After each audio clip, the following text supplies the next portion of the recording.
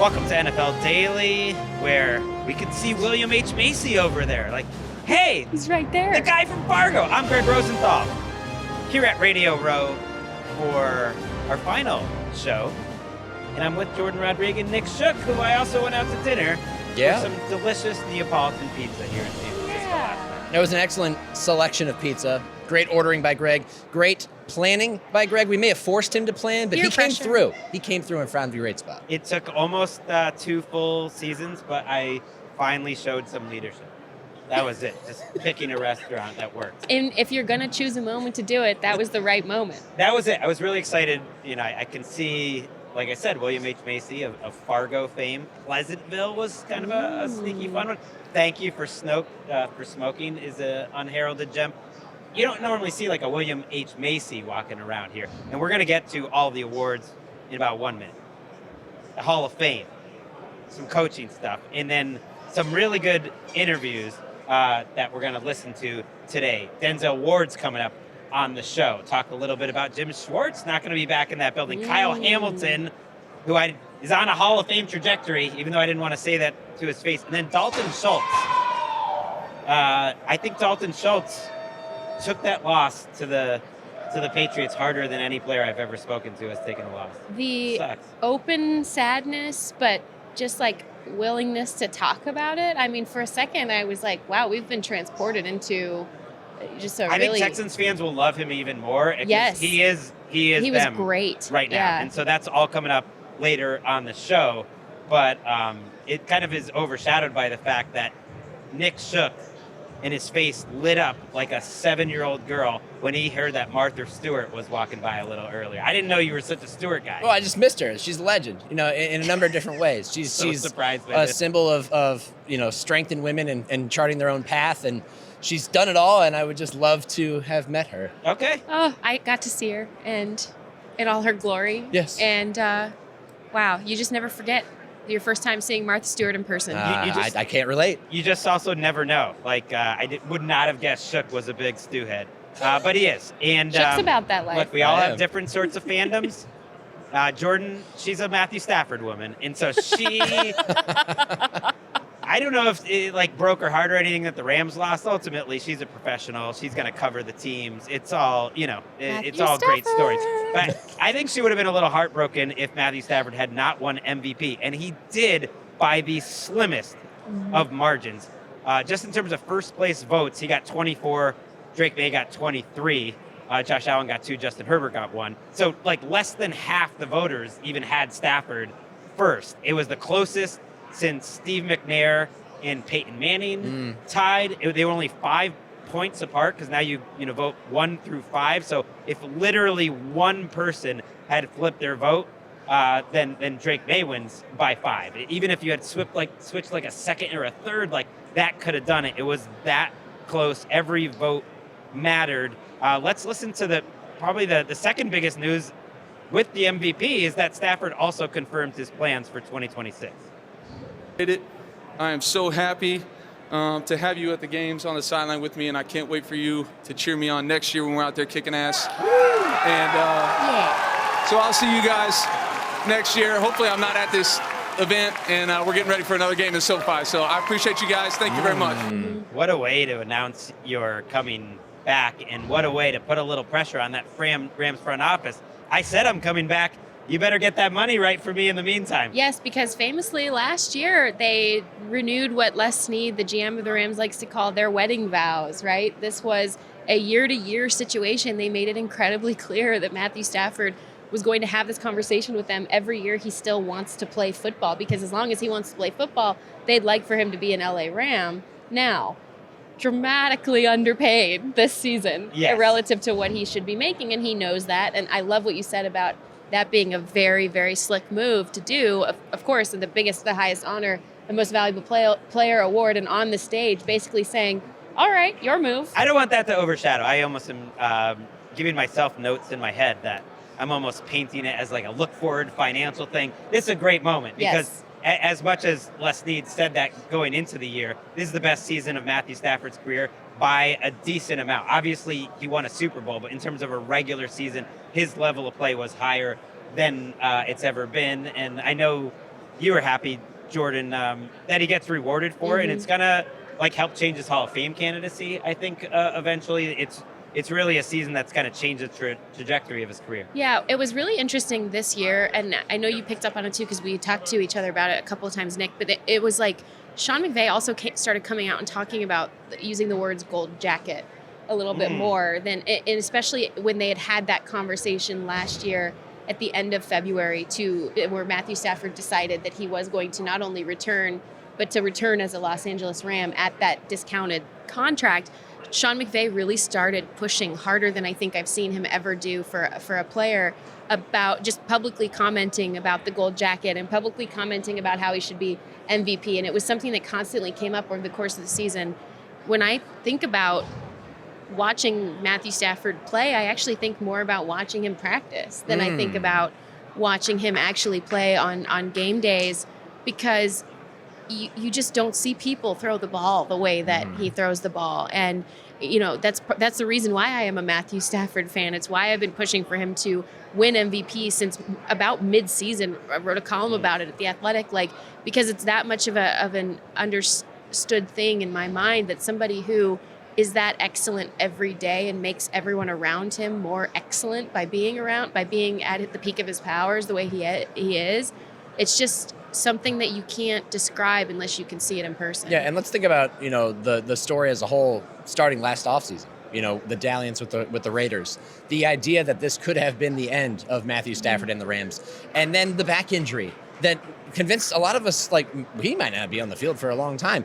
He goes out and has an MVP season. First, you could say caliber. Now it is officially an MVP season. He comes this close to getting the Rams to the Super Bowl. And if you just look at it in just the 1 year capsule, it's a great story. But then you push it forward to the next year and you think how close they were this year, how tough their division is, and the fact that he knew that the Super Bowl is back at SoFi Stadium next year, that tells you everything you need to know about him thinking ahead. Yeah, that's a good call. And obviously it's going to be difficult to repeat that because he's played a lot of seasons. He's never had a season like this. He's never been as consistent a player, I think, as his biggest fans, even in Detroit, would want to say. And they watched it happen. And it's why I don't think, I was talking before that, I don't even think he's still a lock for the Hall of Fame, but it's going to happen now. I think it'll happen eventually. It's very difficult to make the Hall of Fame because before this, if you went through his career and you tried to figure out how many seasons was he a top 5 quarterback, it'd be really hard to argue more than 2 or 3.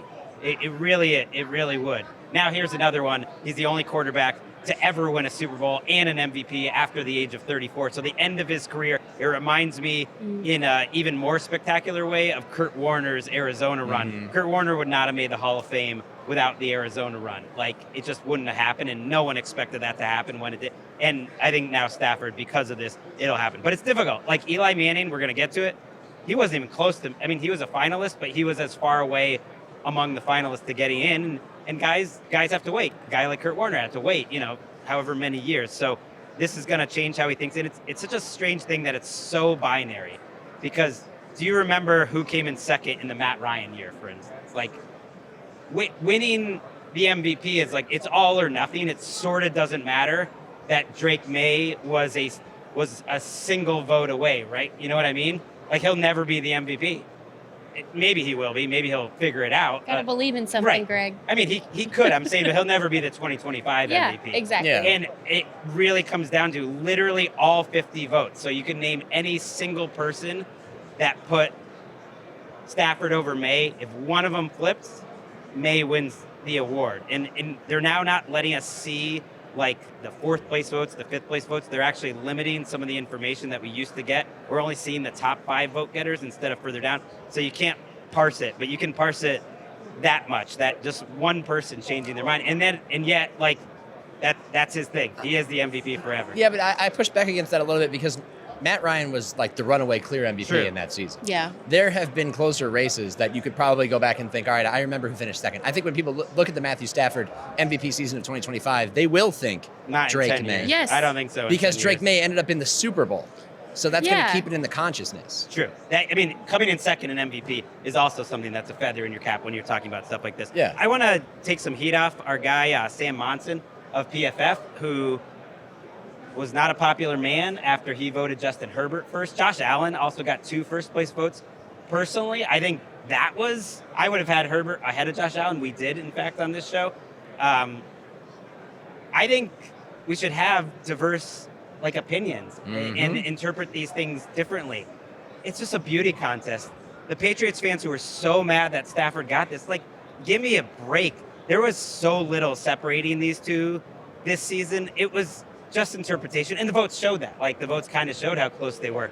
And I think it's fine to have voted Justin Herbert, and people blaming him for it. It's no, literally every single person that had Stafford over May, you could flip their vote too. So it's not about him. I did do some reporting though, and I found out his top 5. He did have Stafford second, May 3rd for what it's worth. It's funny because if those had flipped, that wouldn't have changed the So I did Vancouver radio this morning, and they brought that up, and they didn't tell me that it was Sam at the time. And they said one guy voted for Justin Herbert first. And I said, well, without knowing the identity, if there was one person who had a vote, and I know he doesn't have a vote, but if there was one person on this planet who I thought would vote Justin Herbert for MVP, it would be Gregg Rosenthal. Oh, thank you. Because you appreciate what Justin Herbert did this season, playing through the broken hand, playing behind a terrible offensive line, willing the Chargers to victories, leading them in rushing in multiple instances. That said, I would have had him. In fact, we did it on the show, but now I can't remember. I think I had him 3rd, or maybe CMC was in that mix as well. But Josh Allen comes in 3rd. CMC came in 4th, I believe, for MVP. Herbert actually was not in the top 5, even though he got that one first place vote. But just to explain, too, for the listeners, some people were like, I can't believe this guy got voted last because he was a finalist. And Monson wrote him in. That's not how it works. Every single vote is a write-in vote. But they just tell you who the top 5 vote getters were. Mm-hmm. And so Trevor Lawrence, who came in 5th, didn't have any first place votes, but he did come in 5th. He was technically a finalist. Anyways, he's coming back. Great news, obviously, for Stafford. Let's fly through some of the other awards. Myles Garrett, only the 2nd unanimous Defensive Player of the Year in history. Can you guess who the other one was? J.J. Watt. Yeah, 2014. Best defensive. That was when I realized defensive players will never win MVP. Yeah. Because I was like, if he can't win MVP that year, it'll never happen. Yeah. He is one of only a handful of players to have won the award twice. Here it is. J.J. Watt, Aaron Donald, Lawrence Taylor. They're the only ones who've gotten it 3 times. And then Mean Joe Green, Mike Singletary, Bruce Smith, Reggie White. That is a hell of a list for Myles Garrett to be joining. Something to be proud of as a Browns fan. I mean, as soon as he set the sack record, I felt like it was a slam dunk. And the only question that remained was it unanimous? So I was happy to hear that it was unanimous, that we could all get along and agree that in a season in which there wasn't really a strong second candidate, the guy who reset the sack record rightfully is voted unanimously. Will Anderson was a distant second there. And then Micah Parsons actually came in 3rd, which shows how good he was. Despite missing those I don't know if I agree with that. I think it was just not a great year for candidates. Yeah, it wasn't. Offensive Player of the Year was really split up. JSN wins it, Jackson Smith and Jigba. He comes in 1st. Christian McCaffrey, I'm a little surprised, got 12 first place votes, just behind in 2nd. Puka Nacua with the best 3rd place Offensive Player of the Year candidacy you ever wanted to see, came in 3rd, 8 first place votes. And Bijan Robinson actually got 6 first place votes. So that was really spread out. Even the first place winner, JSN, only got 14 of the 50, and so a really great group of guys. CMC also did win the Comeback Player of the Year vote, and so I don't know if you feel bad for your guy, Puka, Jourdan, but I think this was the right choice. I don't. I'm not saying it should be like a win, it's a team stat, but ultimately Jackson Smith and Jigba was that excellent. You give him a little. I do feel like bump. if the Falcons were better, Bijan would have gotten more attention with all of them. Yeah, I mean, if the Falcons were what their roster looked like they could be, yes, then I because think he lives up to that. I think that Bijan would have. Eric's gotten laughing more, at me over here for asking if you feel bad, and I guess it's you should be asking your son. I have no affiliation. Your son is the one who was the fan. My daughter, and I think they lost him on the whole stream. A lot of people, Offensive Rookie of the Year, Tedoroa McMillan. The only surprise is that it wasn't close. Tyler Shuck does come in 2nd. He wins the Diet Pepsi Award, which is more of a fan thing. Travion Henderson got a first place vote. I don't like that. I don't like that. Yeah, I don't love that one, but it was a weird. It was a very weird group. Jackson Dart comes in 4th. Emeka Egbuka comes in 5th. He, talk about somebody who was going to run away with it. I know. His stats and T-Max were so similar, and it just comes down to in those final 2 games they played against each other that everyone's watching, like T-Mac was bigger factor, and the Panthers win. Once Egbuka got hurt, he was never quite the same guy the rest of the year. But man, was he he was special. cruising Those for first it, 6 though. weeks. Yeah. It was supposed to be a great offensive rookie class. I think it turned into a good one. Yeah. It was deep. And if you actually went through like all the voting, you would see like 6 through 10 were good players too. And yet the Associated Press, for some reason, they're not letting us look at all the votes. I want to see on Pro Football Reference that a certain quarterback or whatever came in 8th. OPOY-9. Right. Stuff like that. Yeah. Because it gives you just a larger, context. The information's there. So I'm going to write a strongly worded letter. I'm not even joking. Ooh, I like that. Let's get to... I'll co-sign it. I By do the way, believe that he will do that. We at yes. NFL Daily It's believe. going to be an email. Defensive Rookie of the Year, Carson Schwarzenegger. No surprise there. Another Didn't worry. excellent Browns defensive player. Yes, How about that? Yes, who had a great year in Jim Schwartz's defense, and now we'll have to figure out a new defensive scheme. But yes, he was fantastic. A pick at 33rd overall that shocked everybody at the time. I remember DJ's initial analysis was, this is them choosing the best remaining linebacker because it falls off a cliff after this. I don't think anybody expected him to come in and have the defensive rookie of the year season he had, but if you watch the tape, you can't argue with it. Yeah, I know 2 teams that had a late first-round grade on him, too. So I think there were a lot of people that were trying to keep how good they thought he could be Just very, ride it very out, just quietly. wait, Yeah. You mentioned Schwartz going. Even though the Hall of Fame news is bigger, I want to give that some time, just since it's topical. Yeah. We just talked about the Browns and their defensive players. Schwartz resigns. Weirdly worded. It took like a week. Some people thinking maybe they're going to just back up the truck and convince Schwartz to stay. But then Todd Monken in his opening press conference, which we didn't have a chance because it was this week to really dive into, pointed out, hey, it wasn't Jim Schwartz all those defenders were chipping. It was Myles Garrett. And I was like, oh, Ooh. this is what Todd... Ew. And I get what he meant. Like, we get to keep Myles Garrett. Yeah. But that told me, Jim Schwartz probably isn't going to stay. There aren't many open jobs right now for Jim Schwartz. So it's kind of a ballsy move to be like, no, I will pass on your millions of dollars, because he's not going to make that money unless he gets another job. Yep. But then they have to maybe figure out trade compensation because they're going to hold on to his rights. It's gnarly. Yeah, but this is what pride does sometimes. And when you miss out as one of the finalists on a head coaching job and you kind of erupt emotionally in the building and tell everybody, you're out of here, you're not coming back, I understand why you would decide to resign and move on from a team that you probably feel like, well, I'm a second banana even if I come back because they didn't want me as the head coach, so why should I stick around? Pride drives it, but I understand the argument. And now it's up to Todd Monken to figure out who he's going to replace him with and prove that it is, in fact, the players. Wait, Schwartz knows he's going to make money.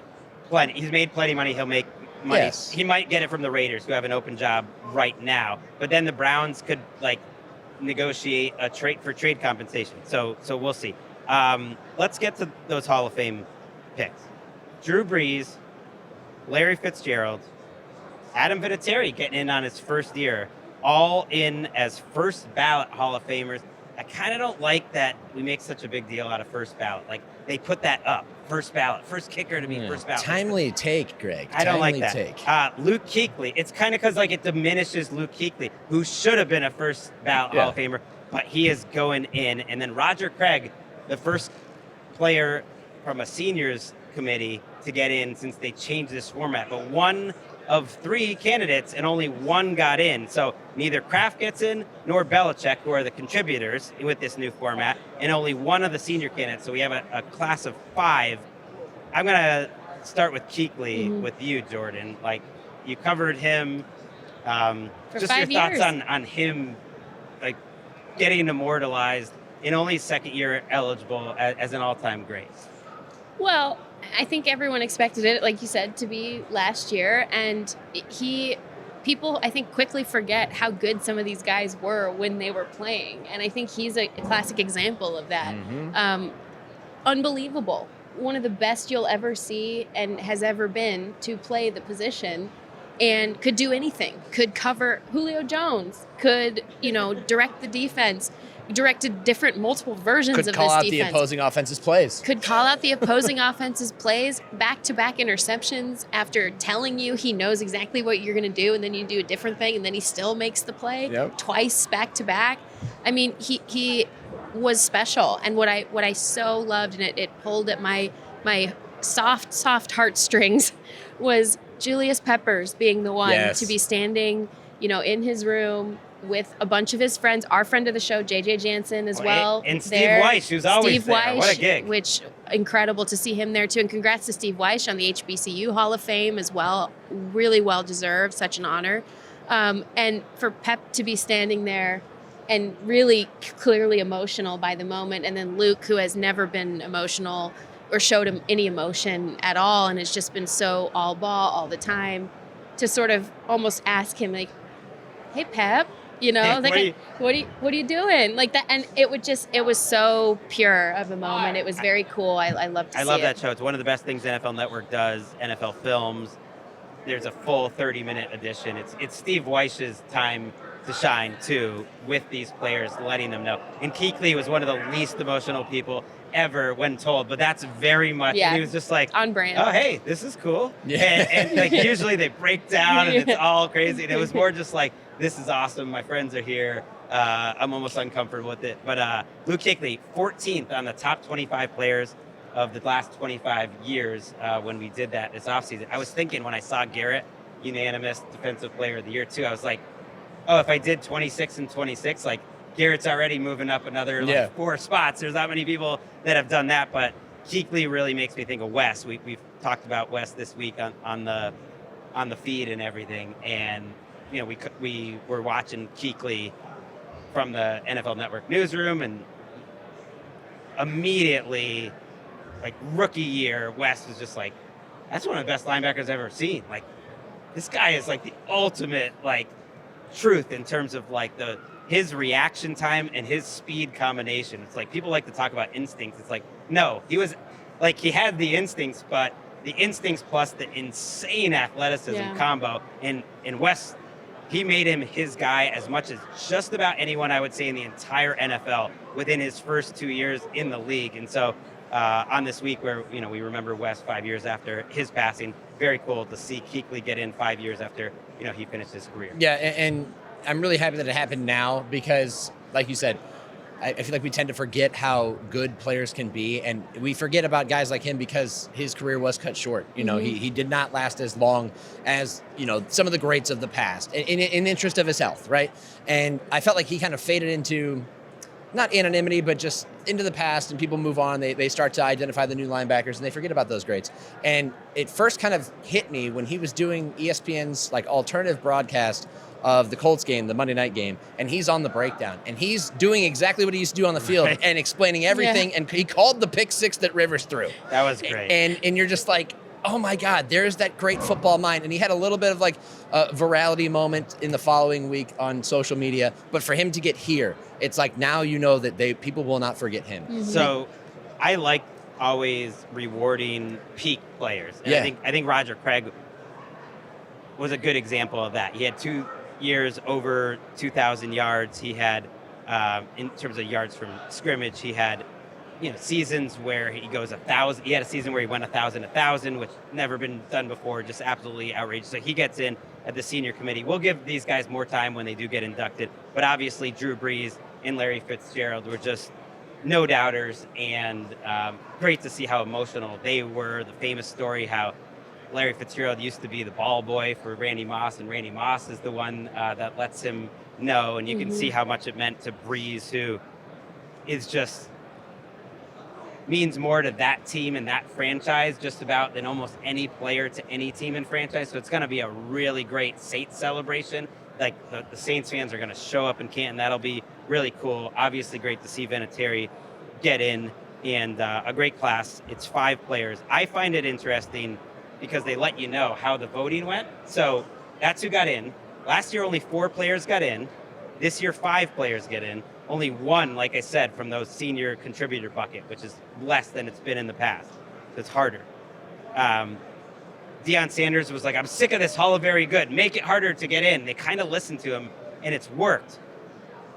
I don't know how I feel about that, but we're having smaller classes. But the next 3 that were left off, the 3 that got the closest, the only one that I thought should have gotten in was Marshall Yanda. I think he will get in, the Ravens guard. Willie Anderson from the Bengals, who's been on the list forever, was very close to getting in, and Terrell Suggs. Next 3 after that was Frank Gore, Darren Woodson, and Jason Witten. I was surprised. Witten and Gore, in their first year of eligibility, already getting to that final, 10, I guess there, 9, they were the next 6 out and 4 got in from the modern guys. That's a good sign for them long term, and it's a bad sign for Torrey Holt and Reggie Wayne and Eli Manning, but Eli Manning's pretty early in this process. Who just walked back by us, by the way, behind us. And Kevin Williams, but I don't think anyone's really covering the cuts, because they have to have these different parts of the voting. So I just kind of wanted to point out who is getting closer. It was a great sign for one of my favorite players, the Inconvenient Truth, Frank Gore, that he probably will get in. And that Eli Manning is not like a total lock.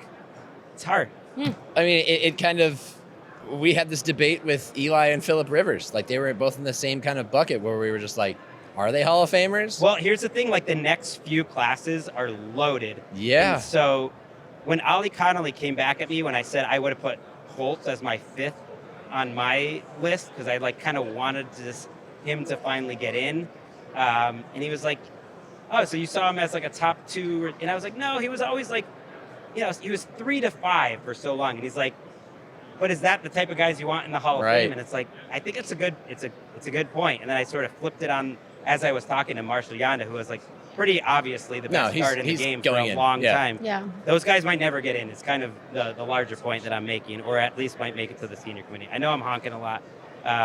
Finally, Cliff Kingsbury is part of the Rams. How weird is that? It is very weird. Very weird. It is very weird. It's just like the epicenter of the bro universe, Los Angeles. Probably not going to be the offensive coordinator was your take, because they didn't say his position, so it's probably going to be some sort of senior offensive advisor assistant. And it's kind of a reminder, Cliff Kingsbury, despite having a lot of friends in the media saying how highly thought of he was for a lot of these jobs, didn't get a job ultimately. And now he's going to go through the Sean McVay reputation car wash. Yeah, we were talking earlier. We compared it a little bit to the Kyle Shanahan quarterback car wash. How dare you say that about my new best friend, Mac Jones. All right, let's take a break, and we're going to come back on the other side with Denzel Ward. Keep this Browns conversation going. We also have Kyle Hamilton, one of the best players in the entire NFL, and Dalton Schultz coming up in just a few.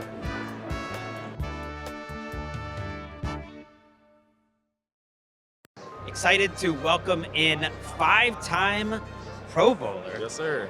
How's he been in the league that long? Denzel Ward of the Cleveland Browns. But I feel like I'm just getting in the way here, because it's a reunion between of sorts, Denzel and Nick Shook, who know each other. Wait, how do you guys know each other? When I first started talking to Denzel when he was coming into the league, we were doing phone interviews, and then when I worked for the Browns, he was only in his second year. And he was just starting to ascend to the elite status that he has occupied for so long now. Appreciate it, man. Yeah? Appreciate it. I mean, were you a little annoyed, Denzel, that this website writer was bigger than half the guys on the team? No, not half the guys. No, we had some pretty good big guys, but no, he is big.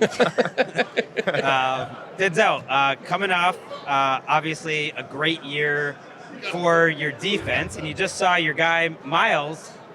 We're taping this on Friday. Get rewarded for it. Unanimous Defensive Player of the Year.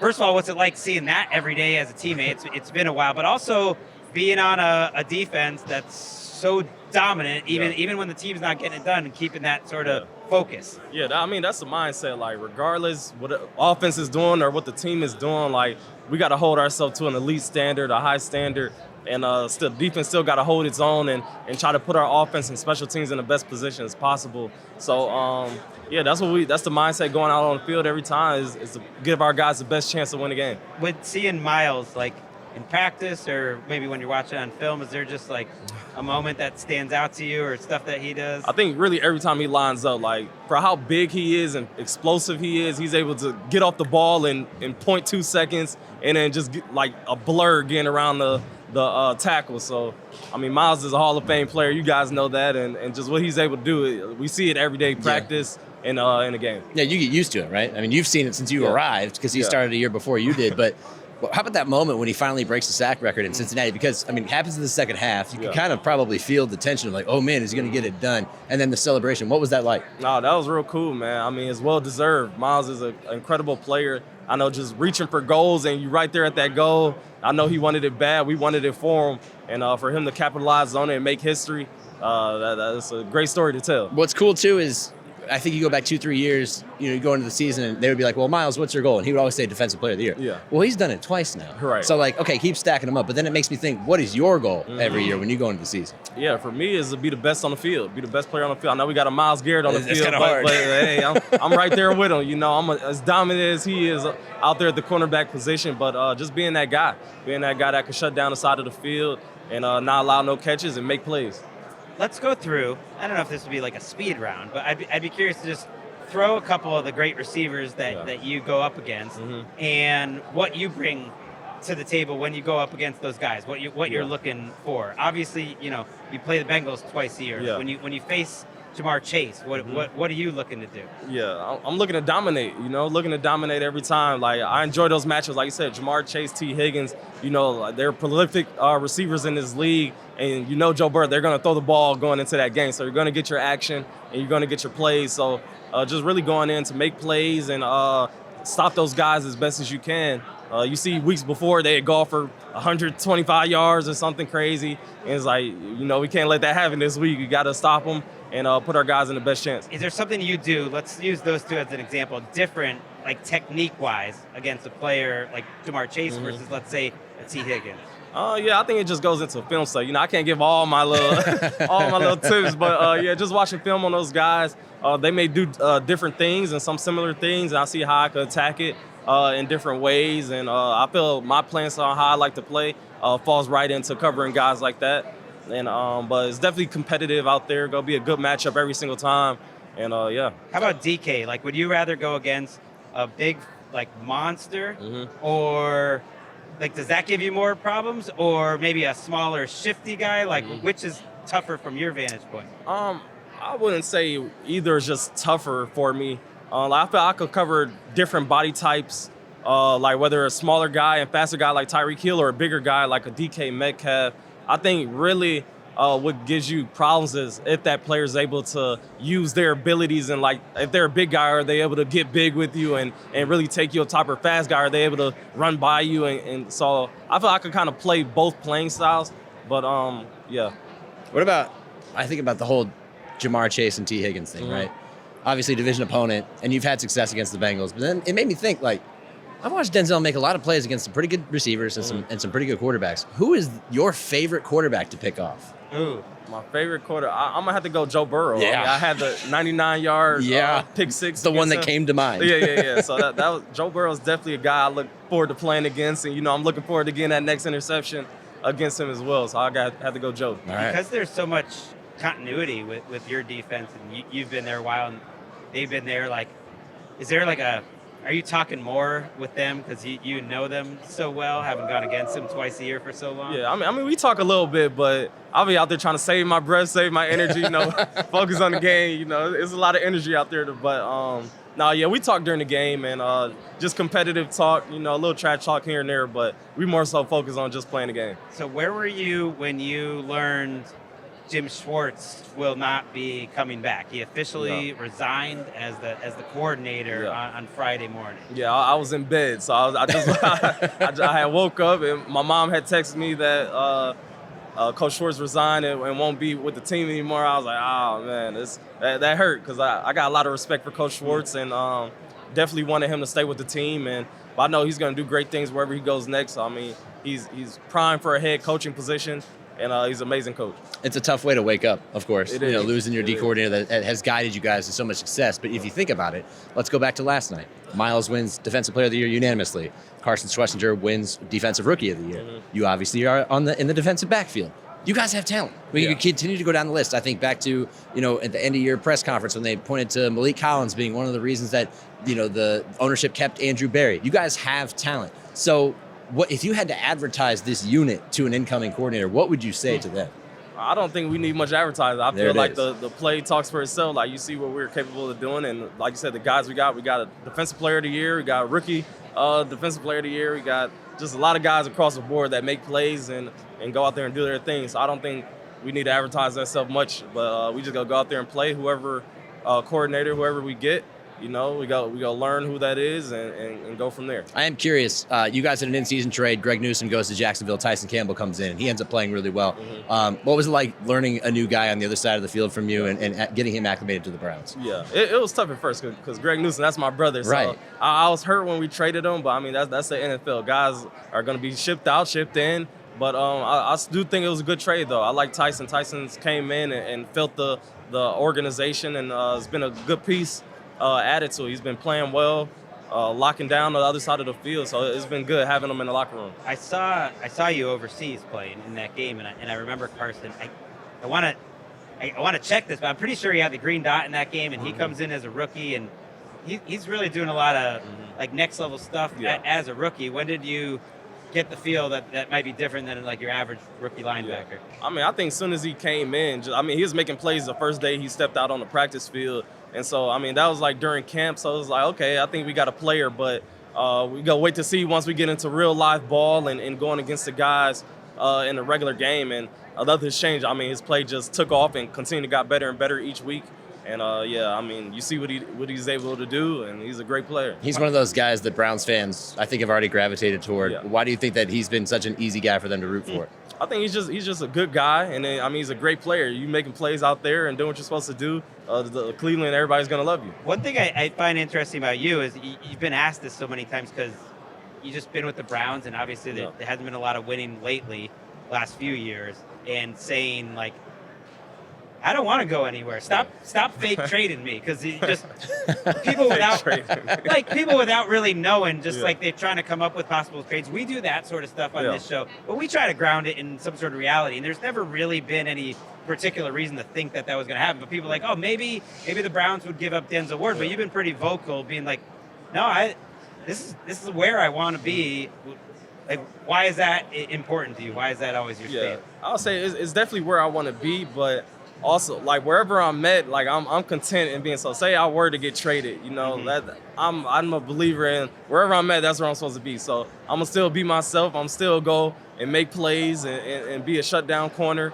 But like I said, Cleveland is definitely where I want to be. This is a team that believed in me when I was coming out of college at Ohio State, and continue to believe in me, giving me a contract, and so I just try to go out there and make plays for the city and be that guy that they drafted. That's the proper answer, of course. But it's also home. I mean, you're from not very far away. Let's not forget that. My family's there. I live 30 minutes from home, so it's not too bad of a place to be. Yeah. When I saw a 5-time Pro Bowler, because I'm into this Hall of Fame stuff. I know you don't want to even think about that. But like 5 times, like you're 28 years old, right? Yes, sir.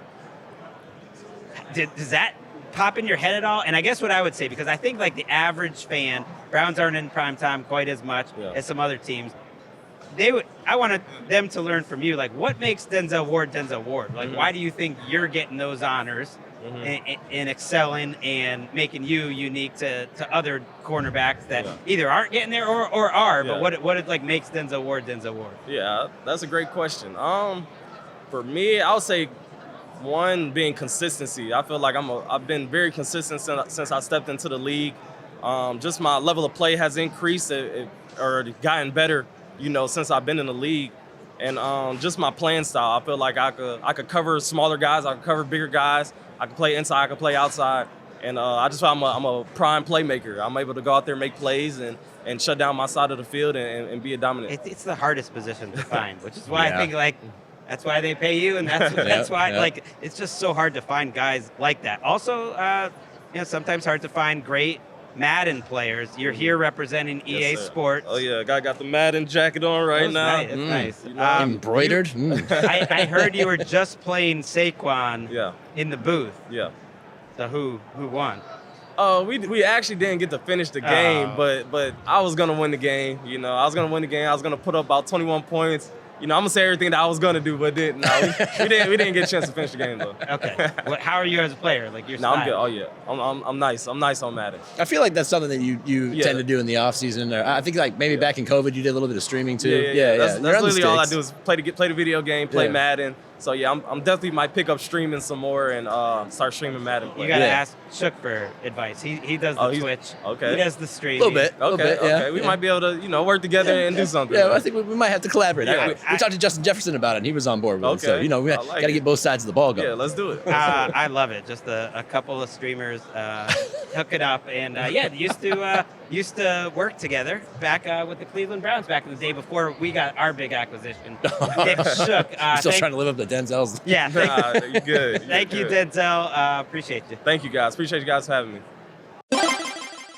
Welcoming in Kyle Hamilton, 2 AP first teams, has a second team too in his short 4-year career. One of the best players really in the game. Love having you on, Kyle. You're here talking about Visa, but it's a big offseason of transition here for your Ravens. We'll start there. Like, what was your reaction seeing Jesse Minter become your new head coach? Well, first off, thank you for having me. Thank you for the Appreciate it. illustrious introduction. I've met just like sparingly with Jesse and a couple of guys from the staff. Some people that I know, I've known from before, some that I haven't. I think it'll be good for us. It's a fresh start for a team, an organization that hasn't had one in a while. So I think everybody's kind of looking at it with the right perspective and just excited to get to work. Yeah, we see, you obviously play an X-factor role in this defense. Have you discussed with him at all how that might change with his scheme? Not too much, honestly. Actually, not at all. He's told me that he's had a plan for me and stuff like that, but I'll just leave that for OTAs. Right now, it's the off season, and I'll figure out the way I'm playing defense. What is a player like you? Obviously, you take your job very seriously. You got to the NFL and kind of hit the ground running, but when you get to the end of one of these seasons, like, what is the exhale the next month, which you're still, I guess, kind of in the middle of, like for you? Yeah, I mean, I think if you do finish healthy, you're just grateful that you get out healthy. That's a big plus. Obviously, the season didn't end the way we wanted it to, and it's kind of an abrupt end. But I think you kind of just transition into, you just assimilate back to society a little bit.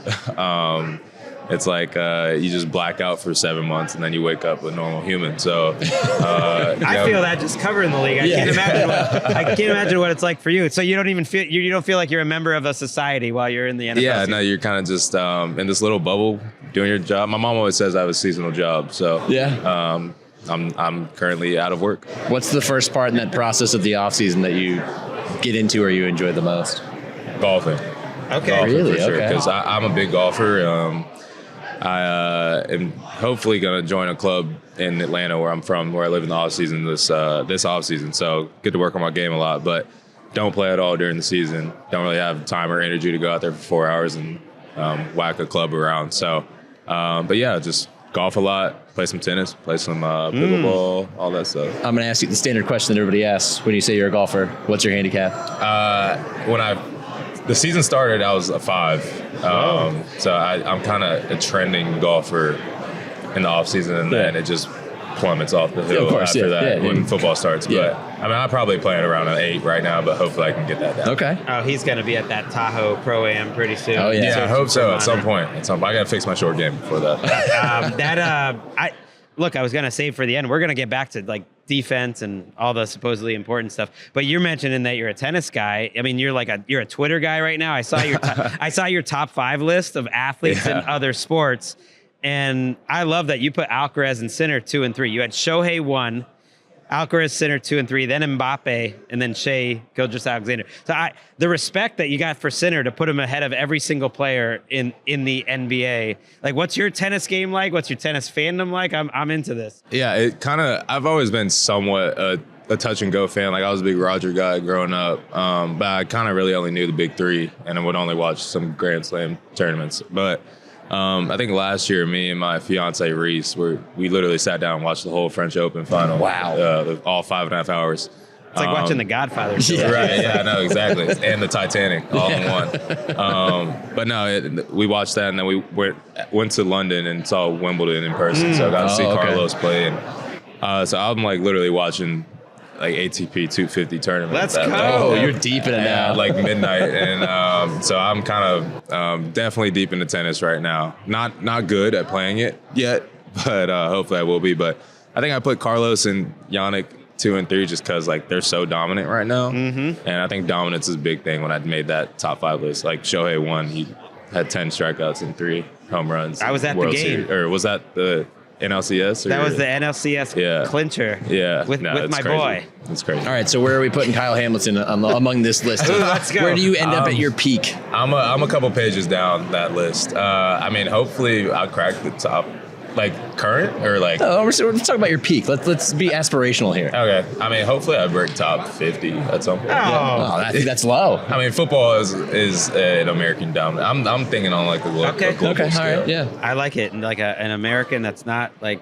I forgot one person Confined on to that America. list though. I forgot. Who'd you forget? Katie Ledecky. Oh, Okay. yeah. Good She's pull. up there Good pull. somewhere. Yeah, when she's like, you don't even see the other swimmer on the Right, screen. yeah. That's fair. Look, if you keep racking up these honors, I'm into tracking greatness, tracking different great players, how great careers go. Like, you're starting to stack, and I know it's early. You don't want to get ahead of yourself, but you're stacking what great players do. There aren't many players that come into the league that stack these sort of honors like yourself. It's awesome. And I can't think of another player, and I wonder what you think of this, that in back-to-back seasons, and maybe you tell me if the media is oversimplifying it. Back-to-back seasons, there's kind of been points of the Ravens seasons where it's like, hey, we got to go fix something. Let's have Kyle operate a little differently. Let's move Kyle to a different part of the field. Let's change Kyle's assignment a little bit, and that'll fix the defense. And then it kind of does help improve the defense. Are we getting that? And what does that mean to have that sort of responsibility? Yeah, I think it's a little. I mean, I'm not on Twitter during the year, so I kind of just get my sports news hearsay just from our media team and all that stuff, what everybody's saying. But I mean, I think there's a little truth to it. I think that's why the Ravens drafted me, just to be able to kind of be a guy. Swiss Army knife gets thrown around a lot. To be able to move around and kind of be the flex seal of some sorts. But it sounds cliche, but it's really a team solution and a defensive solution, and that comes with guys just gelling together. And we try to trend upwards throughout the season, and rookies start getting more comfortable and stuff like that. So I mean, there's a lot to do with the turnarounds that happen. Now I'm just sitting here thinking whether you're like the Flex Seal tape or you're like the caulk that they use, whatever, all those different commercials. The big narrative last year too regarding you was how the acquisition of Alohi Gilman allowed them to really free you up and do whatever they wanted to do with you. Now we already kind of talked about how we don't really know yet what it's going to look like, but how does that make you feel knowing that you can have that much of an impact on a defense that when everybody looks at the Ravens defense, they key on you? They're like, Hamilton, whatever he's doing, we have to stop him first. Yeah, no, it's pretty cool. And I'm blessed just with the ability to do what I'm able to do. And to your point, Alohi was a senior when I was a freshman at Notre Dame. So it was really cool to be able to play with him again. He's like a big brother type to me. Talked me off the ledge my freshman year of camp, and I'm like, dude, I don't know. Yeah, I'm like, I don't know if this is for me. Yep. And he's like, exactly what you said. We've all been through it, but I mean, just being able to do all that stuff is really rewarding. And the coaching staff has had a lot of trust in me to be out there doing multiple things, because it's a lot to know and a lot to apply from practice to game day, and you got to kind of have these folders, like boxes in your mind that you kind of turn off and turn on from play to play. So appreciate them for just entrusting me with that amount of trust in the defense. I like how shook Nick is like, oh yeah, we've all been through it. Like, I haven't been through it, but Nick can say that just credibly. imagine showing up. Kyle just looks at you and you're at the next level, and you're just like, oh, I'm ready for this. And you show up and you're like, oh my God, this is not what I expected. Am I cut out for this? That's what I thought when I showed up for the Tulane tennis team, and then I wasn't cut out for it. See, we all go through it. I was right. Look, Jesse Minter has talked about you specifically. Maybe he hasn't gotten in depth of like what your role is going to be like face to face with you. And this isn't in depth, but in his press conference, he classified you as a weapon, and he said the closer we can have him to the point of attack, the better. Essentially, that's what we want. That's what we can use him as a weapon. when you hear that, what does that make you think? Yeah, no, it's awesome to have people, and it kind of comes with time and, obviously playing well, but just people around the league who think highly of you. I think that's like the greatest achievement you can have. Players, one, coaches, two, like just opinions of people in your business, in your industry that respect you for what you do and your product that you put out there. But I think it's good to know that he has a plan, and I've seen what he's done with Derwin, and people say we're similar players and stuff like that, and I think it's kind of the way the direction the game's going. I think people like Nick Eamon-Warry, who's come in the league and made an impact from the first game he's played, about to have a big impact on Sunday, and I think it's kind of a cool direction that the league's going. Like you have these jack of all trade players, offense and defense, guys lining up in the backfield that are usually just that X receiver. It's a different game. I'm sure at some point, like everything else, it will revert back to what it used to be. But right now, I think that's kind of the niche factor of the league. Have you watched Eamon-Warry at all? I have, yeah. Any thoughts about what he does? Yeah, no, dude's a freak. He's I know Mike Mack, who was with us in Baltimore, and kind of deploys him similarly to the way that Mike was doing with me. But he's faster than me. He's definitely more energetic out there than me. Like he's, as a rookie, to be out there like banging his helmet and like talking trash, all this stuff, I was kind of just like, I didn't make sure I'm doing the right thing. But it's pretty cool to see a player like that, and just young safeties, young DBs in the league, like Xavier Watts with Notre Dame with me, making plays from early in the league. So it's cool to see these guys. Yeah, that's another guy's a dog, Xavier Watts. I thought he was on the board way too long in the draft. Yeah. Happy to see him find success. When you watch Eamon-Warry in the Seahawks defense, do you kind of feel like you're looking in the mirror a little bit? Yeah. I mean, it does remind me a little bit of our 23 defense, just obviously because Mike was calling that defense. Right. But at the end of the day, it's Jimmys and Joes, not X's and O's. So, you could have the perfect defense. If you don't got the right guys out there, then it's not going to work. So credit to that Seattle defense. They fly around. It seems like they gel really well together at all three levels. They got a lot of talent. But I think it's going to be a good game on Sunday. You guys didn't ask me my opinion of the game, but that's kind of how I feel. Well, you can just go with opinions. Yeah. You're on a podcast. Let's get a prediction. Let's go. Let's get some hot takes. Yeah, I mean, I honestly don't know who's going to win the game. I mean, we played the Patriots. They're a good team. Drake's good. And, that defense, again, their defense plays really well together. And I feel like every playoff game they played so far, the whole story has been about the other team's defense. And then they come out there and they dominate. So I feel like they kind of have that chip on their shoulder. What did you key on in that late season game against the Patriots, in your week of prep and then on the field when you're going against Drake May? Yeah, I think one, Vrabel and just McDaniels, you got to stop the run first and stop. They have a great running back tandem, and they play off each other really well.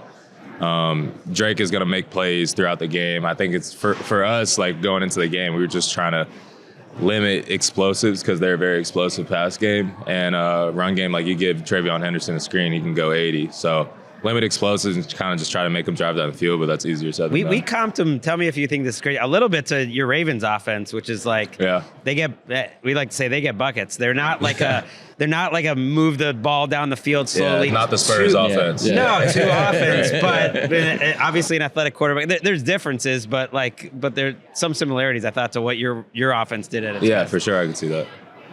Kyle Hamilton, he's representing Visa here. He's a big tennis fan. He's a tennis player. The handicap's going down. He's working on it. He's a Novak guy too, it sounds like. I respect Novak, but okay. I'm a Roger guy. Okay. Good. I appreciate that. Appreciate Kyle Hamilton joining us. Thank you, and good luck next season. Thank you guys for having me. Thanks, Kyle. Yep. Welcoming in 8-year NFL veteran, 3 years with the Houston Texans, coming off a big-time season where he got over 100 targets, a very popular man in C.J. Stroud's eyes, Dalton Schultz with the Texans. Welcome to the show. Yeah, thanks for having me. We're so excited. I mean, we can see the cast of Workaholics in the background. We are learning that you're a big fan. Are you a little starstruck right now? I mean, I know Gregg is kind of a big deal, but yeah. It's cool to see him. It took me a second. I was like, wait, 1, 2. I had to count them out. It's I was all like, three. Oh my God, they're all here. Yeah, and the mustache. stays the same, apparently. Like, is it Anders, It's Durs? impressive. He's still, I mean, all these years later, still got it going. Was there anyone walking in too, or that you've seen this week? I don't know how long you've been in town. You went to college in the Bay Area, but anyone kind of walking in? Because the concentration of star power this year in this radio row, for whatever reason, seems to me like overwhelming more than any other. Yeah, dude. So I've literally walked in maybe 10, 15 minutes ago. So everybody that I've seen is like just old teammates.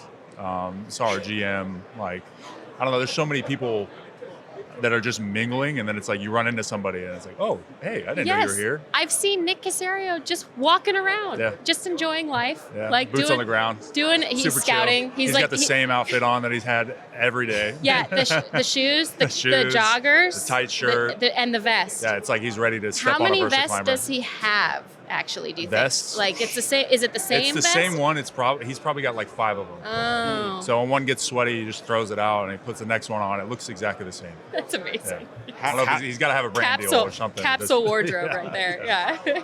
How was this season for you? You got, like, I kind of mentioned it off the top, like a lot of production, a lot of attention, a lot of targets, a lot of catches, a lot of Dalton Schultz on the field this year as a receiver.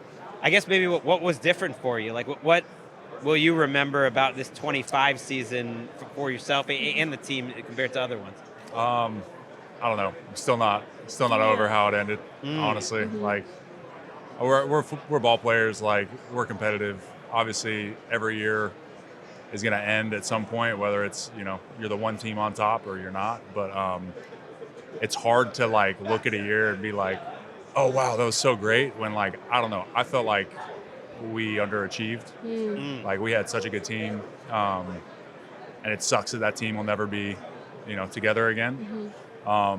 So yeah, you asked that question, and like my mind first immediately went to like, God, I'm not over it yet. my son's not either. I am surprised it took me this long to say it. He's a Texans fan, so he's very excited. Well, I share his sentiments. Yeah, that you're on the show. He does not want to watch the Super Bowl. He does not ever want to root for the Patriots again in the game. He hates them forever.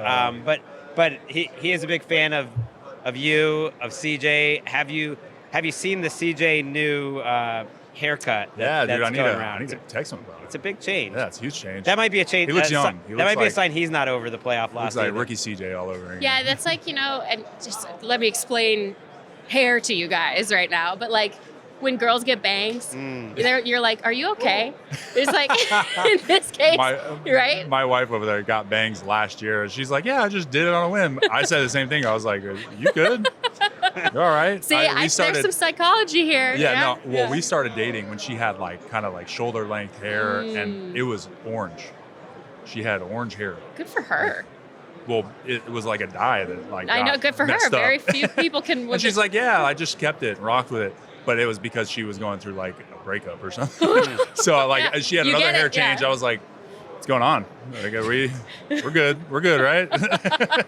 See, but that, first of all, love her confidence, by the way, on that one. But second of all, like, I got to spend a little time with Houston because I covered that Chargers game. You guys dominated the Chargers at SoFi Stadium. And like, when I was in that locker room, I just felt there's so much joy in there. And yes, winning is fun, but like, everyone felt so connected. Yeah. And it wasn't necessarily a, record-breaking day on the offensive side, but there was no finger pointing. Everyone felt so just like full of life for the mission at hand and for each other. And I guess like that must be where some of this is coming from, because it's like, shoot, like that's what that energy was. That's championship caliber energy within a locker room. Yep. And it just felt like a missed shot. Yeah. Like you don't get those ops all the time, and we had the roster for it. Like, it's nobody's fault but ours, that we fell short. But yeah, like it was very, very selfless team. We had a lot of really good leaders on that team. Can you expand on that? Because it seems like every pocket of anywhere you turn on that roster, there's somebody who is of that caliber. Yeah, I mean, it was well put together. I mean, we were talking about Nick earlier, but like, dude, he assembled an amazing team that was kind of forged through D'Amico's leadership at the forefront, but just like how training camp went, how the off season was, like it was never it was always about the end goal, but it was never about the end goal in front. Like, it was always, how do we get through today? How do we have the best? Like, it was always very process driven, even though that we started with that in mind, but it was almost never touched on again until like we got into the playoffs of like, all right, like this is what it's been about. It's hard to do. You came in with D'Amico, Yeah. right? Yeah. You know, 3 years ago. So is that part of it? Like it's like you've been building to this. I do wonder, and this is more of a fan thing, if the way the AFC felt this year has anything to do with it. Because I agree with you. Like a lot of people, Jourdan included, she picked you guys to make the Super Bowl, I think thought the Texans are that Super Bowl team. But plenty of smart people thought, oh, the Jaguars could have been that team. And others thought maybe it's the Patriots. And is there a feeling among the players that, man, that there's this opportunity, especially this year? Yeah. Oh, yeah. Like, very much so. Well, why I think is that was just though? the sentiment around the league. Yeah. Is like, well, once the Chiefs are out, you know, Yeah. everybody is like, oh, all right. Go. Well, Yeah.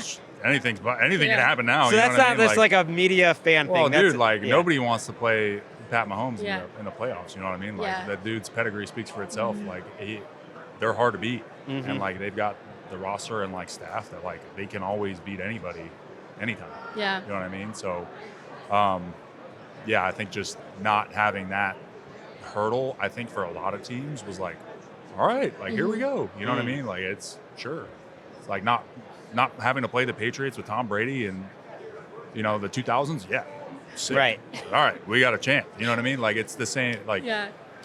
the Yeah, I same mean, sort of thing. you're right, and I think what helps, and probably something you guys have thought about is like you're going to have continuity. They're still making changes. I mean, they've changed out offensive coordinator. Pat's coming off injury, like all these things. You can't rely on hope, right? Yeah. But you guys have continuity. Matt Burke's coming back. The defense is going to still be kind of what it is. Nick Caley, continuing to like possibly evolve that offense and maybe what that will look like. And then D'Amico at the top and you guys in the quarterback and another year of growth for the offensive line and all of these things that I'm saying. It's just, a broken record, I'm sure, at this Yeah, point. I mean, nothing's given though. Yeah. Like, and everybody kind of like, rests on that of like, well, Yeah. everybody's coming back. Well, yeah, but next year is going to be a totally different Yep. beast than this year is. Like, you can't. I learned that early in my career. We made the playoffs, got to the divisional my rookie year, and then the next year, like, it's like, all right, we got everybody coming back. We added this piece and this Yeah. piece, and we missed the playoffs in Dallas, and it was like, well, dude, it'll humble you real quick if you're just like, oh, well, we got everybody, let's run it back. You know what I mean? Like, that just is never. It's never that easy. I bet if Nick Casario was listening right now, he would be loving this attitude. This Well, is he'd hand you a vest. it's the most true, though. Patriot stuff Yeah. I've ever heard. Yeah. Legit, like it's Yeah. true. You gotta Yeah. like, people want to call it a meritocracy, whatever. Like you earn everything you get. Yeah. Like, Yeah. so whether you rest on the previous year or not, like you still got to go out and earn it again. You know what I mean? Like I love that. it's a truly like.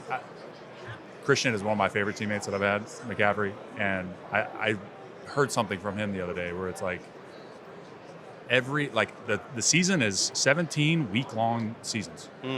Like literally, it's such a week-to-week business and a week-to-week thing. Like truly, every single week is like you pour everything in to a single week, and then you get up on Monday and you go do it again. I think it explains partly why the NFL is so popular. I think that it comes out to the fans that way, in a way that just because of scarcity, but also just because of the nature of football, like it is not the case in other There's sports. so much leading up to it. Right, Yeah. and just so There's no much double involved headers. in Yeah. one big thing. It's like it's why the Super Bowl is what the Super Bowl is.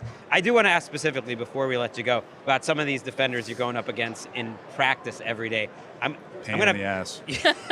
All of them. I almost want to put you on the spot. Not like maybe which is the hardest, but like Petrie, or it's Lassiter, or Stingley, or even Bullock. I mean, all these guys are insane. Like the maybe linebackers. of all those guys, like which one has one thing that like gives you the most problems, or is like, man, like that is a.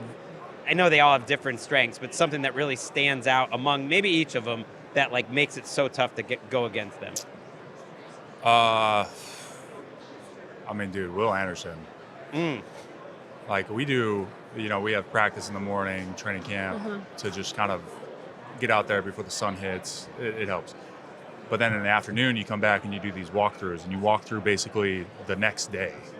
Like you install everything in the afternoon, you come back, you walk through it, and then you wake up in the morning, you practice, you do that. These walkthroughs are hats and shoes and no pads, just light jerseys. It's supposed to be kind of a walk-through, jog-through tempo. Will Anderson is trying to take your head off and sack CJ every single time, and it's a walkthrough. Like he has that same mindset regardless of what he's doing, where it is, who he's going against. It's like not only are you in like the hardest technique for a tight end to try to tee off on, like if you have to block him, he's wide, he's angled, and his only job is to run straight through you. And then having that in a walkthrough setting is also like you're like a pain. Bro. Yeah, I'm like, dude, I've got my sandals on. Stop man. hitting CJ. Yeah. Like, please, do not hurt CJ, please. But it's like that is probably the biggest pain, is because I line up next to him every play. Yeah. It's like you might only see Sting once or twice in practice, but like you're gonna see Will every single time. So I'll put him up there, but like seriously, there's no weak spot in terms of like how do you attack like the guys on our defense. So yeah, no matter where you are, it's a pain. But yeah, Will Anderson. They're wrapping us here. You got to get to somewhere else. But so I'm going to make this a speed round. You majored in science, technology, and society. Yep. You were interested in developing video games. Yes, quickly. sir. Your Mount Rushmore are the best video games ever. I got a Minecraft tattoo. Wow. No So way. I got to lead. Okay. Oh, I you gotta guys, lead wait, with, we're filming if you want to show the... I got to lead with Minecraft. Okay. That's what kind of inspired that whole track. Okay. The next tat would probably be Halo. Okay. So like I got to go Halo. Like Halo 2, Halo 3. Halo 3 was like Mount Rushmore favorite game of all time. I freaking love that game. I'll throw a racing game in there. Need for Speed Most Wanted. Yeah. Okay, good pull. Blacklist. I never beat the Blacklist until like I got to the league actually, because I played it young, and then I was like, dude, I need to go back and beat that game. Bought a 360. Bought Need for Speed. Awesome. I'll leave it at those three. I know Mount Rushmore is 4, but like we'll stop there before I. Your eyes lit up there. Did you hear? He said, "I know Mount Rushmore is 4." Yeah. So I'll give you 3. That's perfect. You guys can fill in the last one. Mario Kart. I don't know. Wii Sports. You helped make our day here, coming on the show, and most importantly, made my son's day. He's got to be thrilled to hear this and check out the picture we take in just a second. Thank you, Dalton. Yeah. Thanks, Thanks, Dalton. guys. Appreciate it.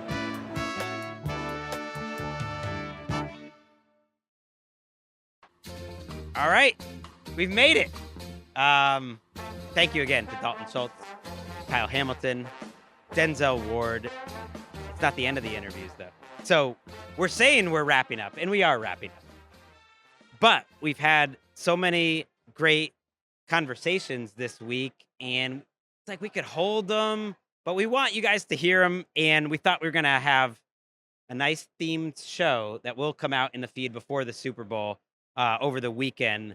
It's wide receiver time on NFL Daily. So Michael Pittman, that was a great conversation, talking about the Colts season. His free agency could be coming up in a year. Christian Watson, of course, big-time playmaker with the Packers. And then Adam Thielen, who just walked into retirement. We're going to put a show up of those interviews over the weekend, too. But we are kind of saying goodbye to this set for now. And the next time the three of us will be together with a microphone will be after the Patriots win the Super Bowl. Call your shot, okay. why don't you? Okay, you know what, Nick? I do remember we were in a production meeting in Inglewood, and Greg, this was months before we even booked the trip or whatever, and Greg did throw out there at that time, well, when Drake May is Super Bowl MVP, we need to make sure we get him on the field. And all of us in the meeting go, oh, my God. Oh, and look at us eating crow now. It hasn't happened. It hasn't happened, but we're dangerously close. You are really earning your paycheck now, remembering that. Because, yes, that was in a conference room in the middle of December, early December. Oh, that's not that far away. I mean, they were maybe even earlier. They were on their road, and and we'll see. It's been a treat here. I don't know. We've said enough, don't you think? Yeah. Yeah. I love that award. This was what was on my mind. They had an award at Honors. By the way, all of our friends who dress up for Honors and just look amazing, I applaud them. Like Rachel Bonetta, old friend we saw here, and Colleen Wolfe and Cynthia was there. It seemed like an awesome night, but they had an award, which I really love, maybe more than the rest of the awards, Moment of the Year. And that was the Caleb to DJ Moore throw. And I was thinking, that was already our throw of the year. I think they're just watching NFL Daily and cribbing our content. I mean, if they're going to find a good source to figure out where they want to give this award, this is the show to do it. This is the show that chronicles the NFL better than any other. Just ask Mac Jones' parents. That's right. I mean, because that's what it's all about, is moments. And that was a moment in time, and DJ Moore was there to accept the award. Very cool. We've had a lot of great moments here at the Moscone Center. We're going to get out of here. We just wanted to thank everyone who has helped us execute this entire week. I was talking with Eric Roberts as we were walking home last night that I don't take it for granted how seamless this is and has been. It is a very difficult and production with a lot of moving parts. Our iHeart partners have been really helpful setting up everything technologically and then combining with our NFL crew, including Drake. And I wish I had there's so many people contributing. Obviously, our crack booking team, including David Singer, who's right by the stage here, and Jason Kleiman, Jason English. And we got Eric Roberts, Chris Babona back, sending us crack notes for us to get ideas off of. Hey, he got me that Kyle Hamilton was a big-time tennis fan. That got into the show, and Kyle and I had a connection. All because of Chris Babona. A little WTA 250 there. Huh? So we really thank everyone who's helped us. We're not done, obviously. We'll be here after the Super Bowl. Let's hit that music. I've been waiting for it. No, I really do. It is crazy how many people. We love doing it. And like I said, you're going to have some more interviews in the feed over the weekend, but we will be talking to you next as a trio after Super Bowl 60. We will see you then.